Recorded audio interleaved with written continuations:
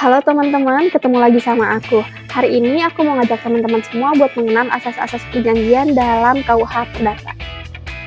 Sebelum kita mengenal asas-asas perjanjian ini, kita harus tahu dulu perjanjian itu sendiri apa. Nah, perjanjian merupakan kesepakatan yang dilakukan oleh para pihak. Nah, para pihak di sini itu bisa dilakukan oleh dua orang atau lebih.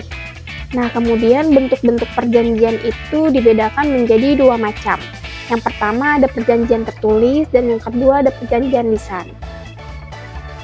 Perjanjian tertulis adalah perjanjian yang dilakukan oleh para pihak dalam bentuk tulisan. Sedangkan perjanjian lisan itu adalah perjanjian yang dilakukan oleh para pihak dalam bentuk lisan.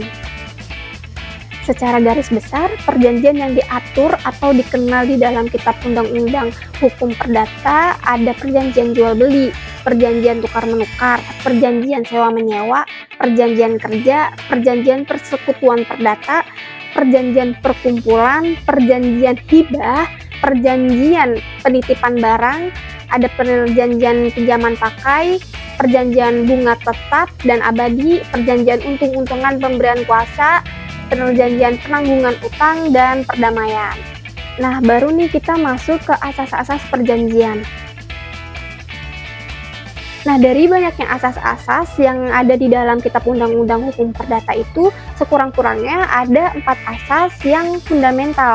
Yang pertama ada asas konsensualisme, yang kedua ada asas kebebasan berkontrak, yang ketiga ada asas mengikat, yang keempat ada asas kepribadian. Asas konsensualisme itu berasal dari bahasa Latin yaitu konsensus yang artinya sepakat. Asas ini ada di butir 1 pasal 1320 KUH Perdata yang menyatakan bahwa syarat sah dalam suatu perjanjian adalah kesepakatan dari para pihak yang mengikatkan dirinya.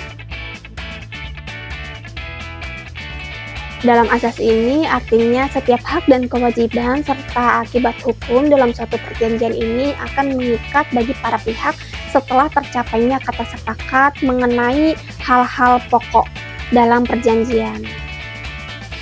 Nah, selanjutnya ada asas kebebasan berkontrak. Asas ini ada di dalam pasal 1338 ayat 1 KUH Perdata yang menyatakan bahwa semua perjanjian yang dibuat secara sah berlaku sebagai undang-undang bagi mereka yang membuatnya. Kata semua ini artinya bahwa setiap orang bebas untuk melakukan perjanjian.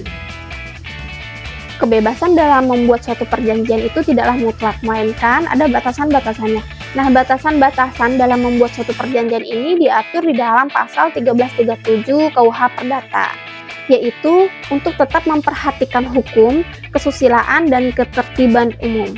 Selain asas kebebasan berkontrak, di dalam pasal 1338 ayat 1 KUH Perdata juga mengandung asas pengikat sebagai undang-undang.